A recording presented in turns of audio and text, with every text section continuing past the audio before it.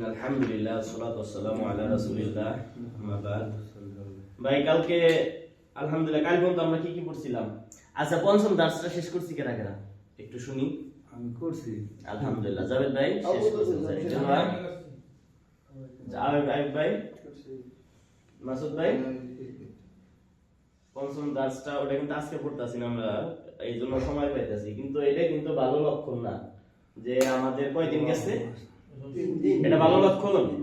ভালো লক্ষণ নাকি কোন? 1 ঘন্টার ভিডিও যদি এত সময় যায় আমরা দেখার সময় এত। আচ্ছা এই 3 দিন রাখার কারণ কি? দার্সগুলা যাতে আমরা একাধিকবার দেখতে পারি, কারণ এই এই এই সিরিজটার যে এই দার্সগুলা যে এত গুরুত্বপূর্ণ আমরা বুঝতাছি না শিরক বিদআত এই যে ঈমান ইসলাম এগুলা কিন্তু বেসিক জিনিস। এগুলা এমন না যে এগুলা শিখে আমরা এক একজন একেবারে বিশাল বড় দায়ী বা বিশাল বড় আলেম হয়ে যাব, তা কিন্তু না। কিন্তু নিজে বাঁচতে পারবো, নিজের ফ্যামিলিরে বাঁচতে পারবো, বাঁচতে পারবো এই ফিতনার যুগে। তো এই দার্সগুলা কি জরুরি না? শোনার দরকার না? একাধিকবার শোনা দরকার না? শুনবো কি না? ইনশাআল্লাহ ইনশাআল্লাহ। তো ওই যে পঞ্চম দার্সটা আজকে তো নতুন ক্লাস যাইতাছে না, ওইটা আজকের মধ্যে শেষ করব। চতুর্থ দার্সের লাস্টের একটা তৃতীয় দার হয়ে গেছে আমাদের বেদাত। বেদাতের পরিচয়। বেদাত মানে কি? কেনা কি বুঝি আমরা? নতুন কিছু যে মোবাইলে রেকর্ড হইতাছে এটাও তো নতুন কিছু। এটা কি বেদাত? বেদাত কি বুঝি একটু? আই দিলার ভাই খারাপ পুরো সিনারি যদি মানুষ আমরা আরে ওইটা বেদাত না। আপনি কোন দিয়ে বেদাত কি? ইবাদতের ক্ষেত্রে। হ্যাঁ, দুইটা জিনিস, একটা হলো দুনিয়া আর একটা হলো ইবাদত। দুনিয়ার ক্ষেত্রে নতুন হালাল যে কোনো কিছু করা যায়, হ্যাঁ কোনো সমস্যা নাই। কিন্তু ইবাদতের ক্ষেত্রে রাসূল করিম সাল্লাল্লাহু আলাইহি সাল্লাম যেই জিনিসগুলা দিয়ে গেছে, বলছে এটা সওয়াবের উদ্দেশ্য, এটা ইবাদতের উদ্দেশ্য, ওইগুলা ওইভাবেই করতে হইব। কি কইছে বলো দেখি ভাই? অন্যভাবে করলে ইবাদত বন্দেগী সওয়াবের উদ্দেশ্যে, মানে আল্লাহর সন্তুষ্টির উদ্দেশ্যে যে কাজগুলো আমরা করি ইবাদতের ক্ষেত্রে, ওইগুলা নতুন কোনো কিছু বানানো যাবে না। কোরআনে যা আছে তাই। হ্যাঁ, মসজিদে তুমি যে পাকা মসজিদ করার জন্য দান করতেছো, মসজিদে যাই নামাজ দিতেছো, এই দিতেছো, এগুলা তো নতুন কিছু। এগুলা কি ইবাদত? এগুলা ইবাদত না, ইবাদতের সহায়ক, যাতে একজন মানুষ নামাজটা সুন্দর করে পড়তে পারে, মনোযোগ দিয়ে পড়তে পারে। আর হ্যাঁ যে আমি নামাজ পড়তাছে ওইটা যে সহযোগিতা করলাম, এই জন্য আমি সওয়াব পাইতাছি। মসজিদে এসি লাগাইতাছি যাতে ও মনোযোগ সহকারে নামাজ পড়তে পারে। এর নামাজ 2 রাকাতের জায়গায় 3 রাকাত আর সওয়াব হইতাছে না। বিদআত এবার আমরা বুঝছি বিদআত কি? বুঝছি তো? এখানে আমাদের উস্তাদও কিন্তু খুব সুন্দর করে বুঝাই দিচ্ছে নাকি?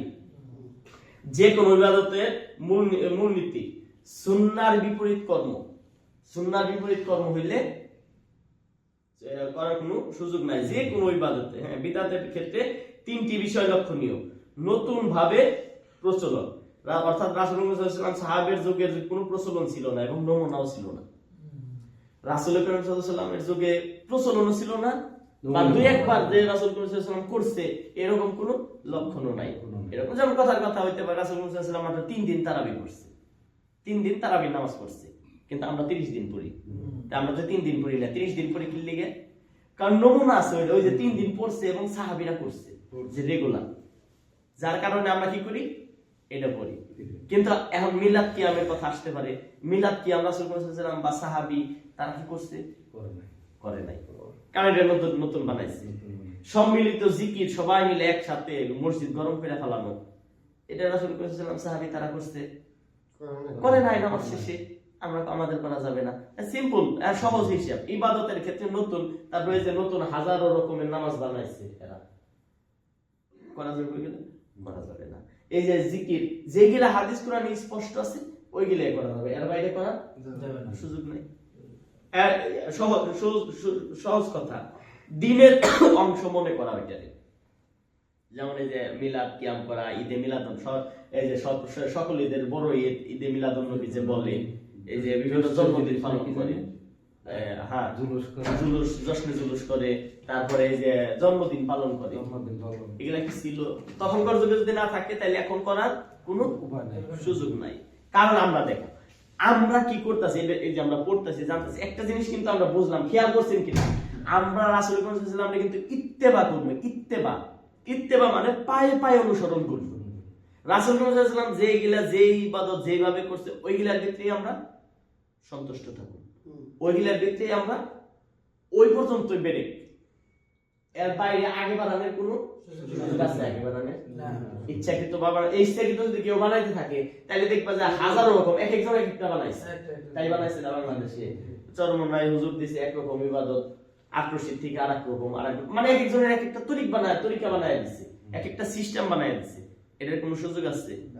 ইসলাম যেগুলা রাসূল সাল্লাল্লাহু আলাইহি ওয়াসাল্লাম দিয়ে গেছে, যেভাবে দিয়ে গেছে ওইটুকু করলে ওইটুকুই তো শেষ করতে পারবো না আমরা। সুন্নাত অনুযায়ী যে নামাজগুলো আছে এইগুলা পড়েই আমরা শেষ করতে পারবো না। সুন্নত অনুযায়ী যে দান সাদকা আছে, এই যে যেগুলা 40 করি আমরা, তারপরে আরো যে সব জিনিসগুলা করি, ভাই সুন্নত অনুযায়ী দান করলেই তো কইটা শেষ করতে পারবো না।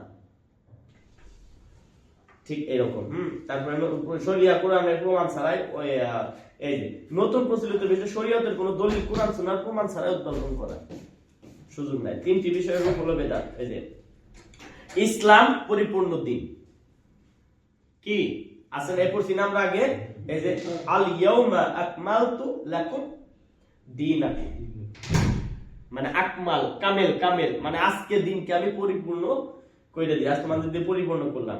বিদাতের সৃষ্টির কারণ দিন সম্পর্কে না জানা এবং অজ্ঞতা। বিদাত সৃষ্টির কারণ কি? কারণ কি বুঝলাম? বলেন কি? না জানা দিন সম্পর্কে, না জানা এবং অজ্ঞতা মানে ভুল জানা। এক হইলো জানি না, আর একটা হলো ভুল জানি। এটা হলো বিদাত মানে সৃষ্টির একটা কারণ। কারণ ওই ইচ্ছা মতো বানায় নিব। যখন একজন না জানবো হ্যাঁ তার মনের মতো একটা কিছু করবো, কইরা হ্যাঁ রেখো এইটাই ইবাদত। প্রবৃত্তির অনুসরণ মানে মনে যা চায় তাই। প্রবৃত্তি মানে হাওয়া, এটা আরবি শব্দটা হলো হাওয়ার অনুসরণ, মানে কিচ্ছু নাই, মনে যা চাইছে তাই, মনে যা কইতাছে তাই, আল্লাহ নিব আল্লাহ করবো। কিন্তু এটা দুনিয়ার ক্ষেত্রে কিন্তু আমরা করি না, করি আমরা দুনিয়ার ক্ষেত্রে এই যে হইছে আল্লাহ নিব, আল্লাহ দয়ালু, আল্লাহ রহমানুর রহিম, ঠিক আছে একদিকে ঠিক আছে, কিন্তু কাদের জন্য দয়ালু? যেমন কথা উদাহরণস্বরূপ আলমাজাল কোম্পানিতে ডিউটি করে আমরা সারা ঘন্টা সেটা চাইতে পারি? সিম্পল। দুনিয়ার ক্ষেত্রে আমরা এটা করি না। আর এক ঘন্টার কাম করে আমি আরেকজনের কাছে টাকা চাই না, আমরা তার কাছেই চাই, যার কাজ করে তার কাছেই চাই। তো আল্লাহ সুবহানাহু ওয়া তাআলা নির্দিষ্ট কইরা বইলা গেছে যে এই কাজগুলো করা যাবে, এর বাইরে আমরা করি কি লিগে? করার সুযোগ আছে না। তাইলে কি দিন সম্পর্কে জানতে হইব। কি করতে হইব জাবেদ ভাই? জানতে হইব, ইসলাম সম্বন্ধে জানতে হইব। জানলে পারে আর কোনো গালায় করার কোনো সুযোগ নাই। ব্যক্তির অন্ধ অনুসরণ, একজনকে আমি মোহাব্বত করি দেখে, যেমন দেখো একটা এরকম শুনছো কিনা যে অমুক পীর যদি, আমার পীর বাবা যদি জাহান্নামে যায় তার সাথে আমি জাহান্নামে যাইতে রাজি আছি, এরকম কথা শুনছো কেউ? কয় কিন্তু কি লেগে কয়? আচ্ছা সে কয় কি লেগে? আমার সাথে একজন তর্ক হইছে যে মানিকগঞ্জের পীর নিয়ে, আমাকে আপন একজন মানুষ, সে বলতাছে যে তার কোনো ভুল নাই, মানে কথা বলতাছে সে একজন মানুষ, ভুল হইতেই পারে। তখন বললো যে আমার পীরের কোনো ভুল নাই। এটা কেমনে বলেন? ভুল নাই এই কথাটা বলার তো কোনো সুযোগ নাই, মানুষ মাত্র ভুল হইতে পারে। তো হ্যাঁ যদি ভুল করে, তাহলে হ্যাঁ কথা হইলো যদি আমি আমার পীরের ভুল ধরি তাহলে আর আমি তার মুরিদ থাকতে পারবো না। বুঝছো কি কইছি? বলো দেখি কি কইছি? অন্ধ অনুসরণ করা, পীর না খালি কোন ব্যক্তির, কোন আলেমের। যেমন উদাহরণস্বরূপ আমরা যেসব আলেমওয়ালার ওয়াজ শুনি, আমরা কি কইতে পারি শেখ মতিউর রহমান মাদানির মানে জাকুল তাই মানতে না? হ্যাঁ কি ভুল করতে পারে না? হ্যাঁ হ্যাঁ কোন কথা যদি আমরা প্রমাণ পাই, আমরা বুঝতে পারি এটা কোরআন হাদিসের বিরোধী, ওটা মানার সুযোগ আছে? এখন বাংলাদেশের সবচাইতে বড় পীর যারে মানে, হ্যাঁ যদি কোনো ভুল থাকে সেটা তো মানার সুযোগ আছে নাকি? আছে? নাই কিন্তু স্পষ্ট একদম, এর ভিতরে কোনোই নাই। কাফির মুশরিকদের সাদৃশ্য গ্রহণ করা। আর একটা কারণ কি? কাফির মুশরিকদের সাদৃশ্য গ্রহণ করা। যেমন দেখেন আমরা যীশু খ্রিস্টের জন্মদিন পালন করে দেই, হ্যাঁ জন্মদিন পালন করে 25 ডিসেম্বর বড়দিন, হ্যাঁ আমরা বানাইলাম কি? রাসূল সাল্লাল্লাহু আলাইহি ওয়াসাল্লামের জন্মদিন আমরা বানাই। বড়দিন মানে কি? বড়দিন রাসূল, ওরা বলে খ্রিস্টানের জন্ম, মানে যীশু খ্রিস্টের জন্ম ওরা বলে। তা আমরা কি বানাইলাম? ঈদে মিলাদুন্নবী। এখন ওখান থেকে আবার আমরা কি জনে জনে happy birthday, happy birthday, happy birthday, এটা কাদের অনুসরণ? এটা আমাদের ইসলামে কোন ছিল? এটা তো জনে জনে হইতাছে,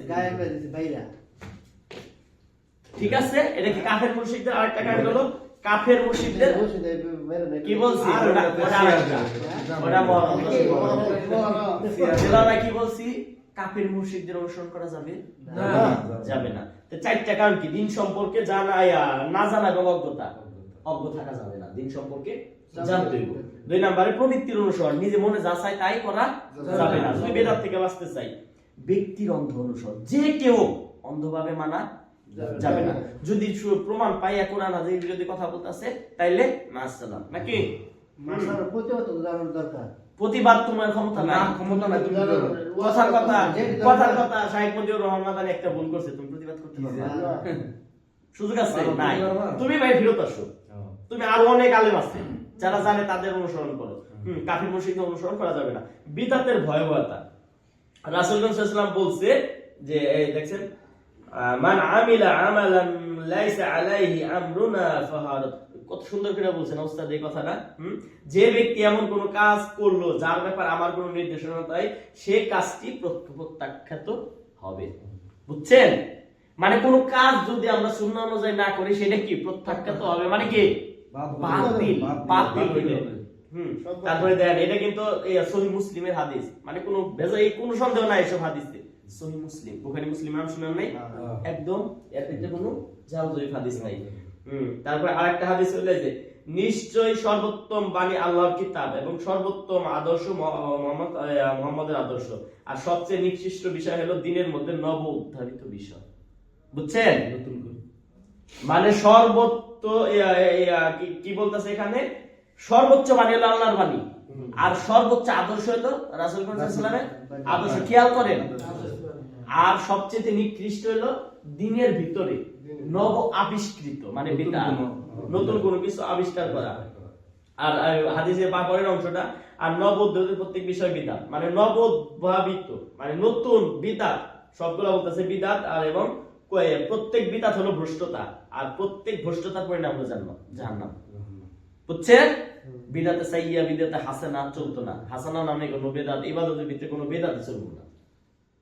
যেগুলা সুন্নাহ অনুযায়ী ওইগুলাই মানি আমরা, ওইগুলাই মানি, ওইগুলার ভিতরে সন্তুষ্ট থাকলে অসুবিধাটা কি? তারা তো বলতাছে শেষ পর্যন্ত, তারা কিন্তু বলতাছে যে এগুলা না মানলে গুনাহ নাই, কিন্তু মানলে সওয়াব আছে। এটা তো কয় ভাই আমি মানলাম না, আমি সুন্নাহ যদি আছে ওইটাই আমি করি। বুঝো নাই, আল্লাহ সুবহানাহু ওয়া তাআলার আমল যদি অল্প হয় আর সেইটা যদি সুন্নাহ অনুযায়ী হয়, এক আল্লাহর জন্য হয়, ওইটা কি আমাদের নাজাতের জন্য যথেষ্ট পারে কি না? সিম্পল কথা, এর সহজ, এর চেয়ে স্পষ্ট কথা হাদিসে আর কিভাবে থাকতে পারে যে প্রত্যেক নব আবিষ্কৃত ইবাদতের বিষয় জিনিস হলো বেদাত, আর প্রত্যেক বেদাত কি জাহান্নামে নিয়ে যাবে।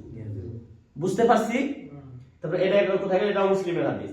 তারপরে রাসূল সাল্লাল্লাহু আলাইহি ওয়াসাল্লামের সতর্কতা, তোমরা আমার সুন্নত, আমার পরবর্তী খোলাফায়ে রাশিদিনের সুন্নত পালন করবে আর তা দৃঢ়ভাবে ধারণ করবে। সাবধান, কখনো নতুন আবিষ্কৃত বিষয় গ্রহণ করবে না, কেননা প্রত্যেক নতুন বিষয় বিদআত, প্রত্যেক বিদআতের পথভ্রষ্টতা।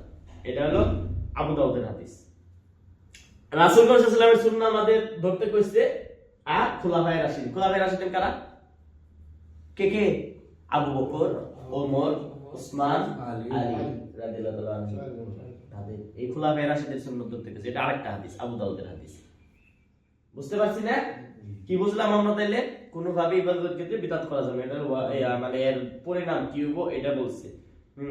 তার কিছু প্রচলিত বিদআতগুলা এক নজরে পড়া শেষ দিব ইনশাআল্লাহ। মিলাদ কিয়াম, ঈদে মিলাদুন নবী। মিলাদ কিয়াম, ঈদ এ মিলাদুন নবী। বুঝতে পারছি, তিনটা তো আমরা বুঝি, এটা আমাদের সমাজে প্রচলিত আছে। এটা করা যাবে? করা যাবে না, করা যাবে না যদি আমাদের ঈমান বাঁচাইতে চাই। আর যদি মনে করি যে আল্লাহ যা হয় ওই দশের হাতে আমিও যাই, চলবে না। জ্ঞান অর্জন করতে হবে। হ্যাঁ, 2 নম্বর রাসূল সাল্লাল্লাহু আলাইহি ওয়াসাল্লাম নাম শুনলে চোখ কি করা, চোখে বৃদ্ধাঙ্গুল বুলানো, এমনি করে নাম করে না?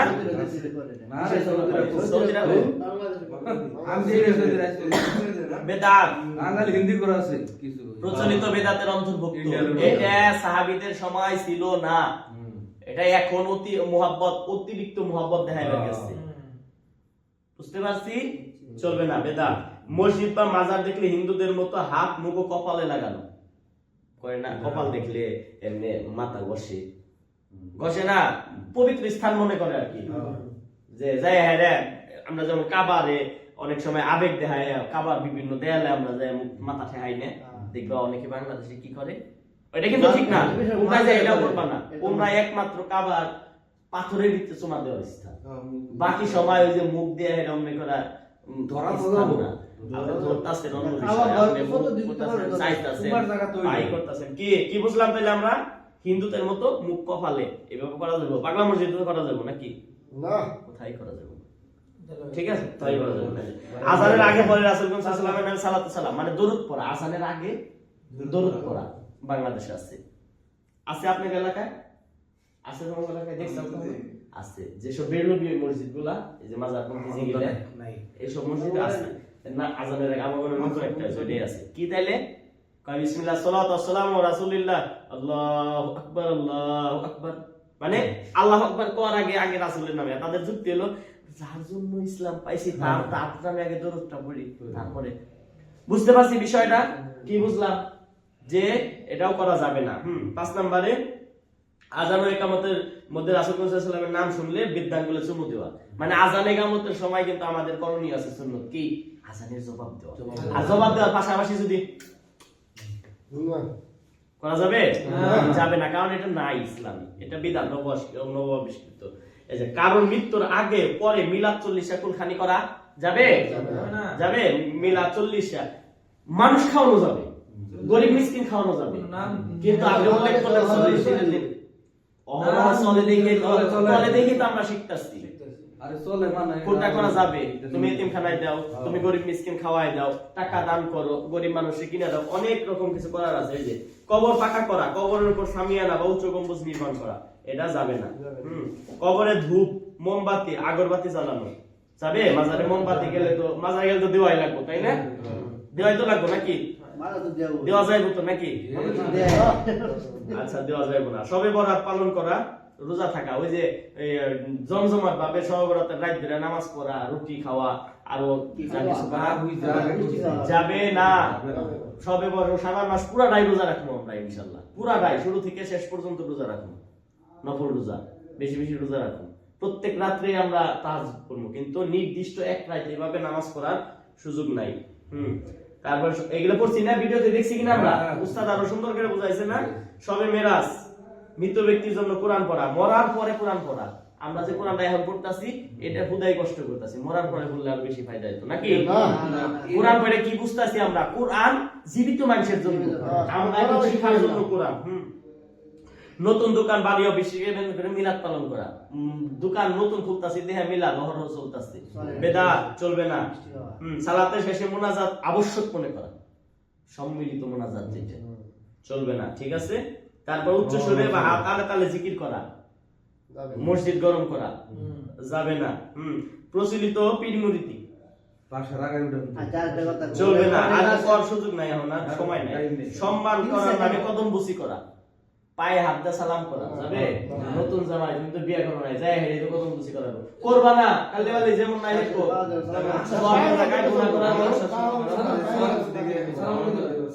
হাতে করবা, পায়ে, মাশাআল্লাহ, এটা তো অনেক ভালো কথা।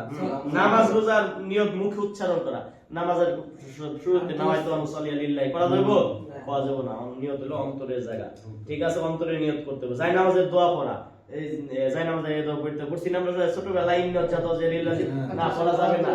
আল্লাহু আকবার দিয়ে শুরু হইব, ওটা হলো সানা, ওটা নামাজে আল্লাহু আকবার করার পরে পড়ব। সবাই মিলে কবর জিয়ারত করার উদ্দেশ্যে একত্রে হাত তুলে দোয়া করা বেদাত। শুধু মাজার জিয়ারতের উদ্দেশ্যে সফর করা, শাহজালালের মাজারে যাইবানি যাইও, খতম ইউনুস, খতমে বুখারী, খতমে জালালি, তাহলিল, খতম কালিমা বানানো দরুদ পড়া, সব বেদাত। কারো জন্মদিন, মৃত্যুদিন, মৃত্যু ব্যক্তির উসিলা ওরস পালন করা, সব সবগুলা কি বেদাত। ওই দাসটার ভিতরে উস্তাদ আরো ভালো করে বলাইছে।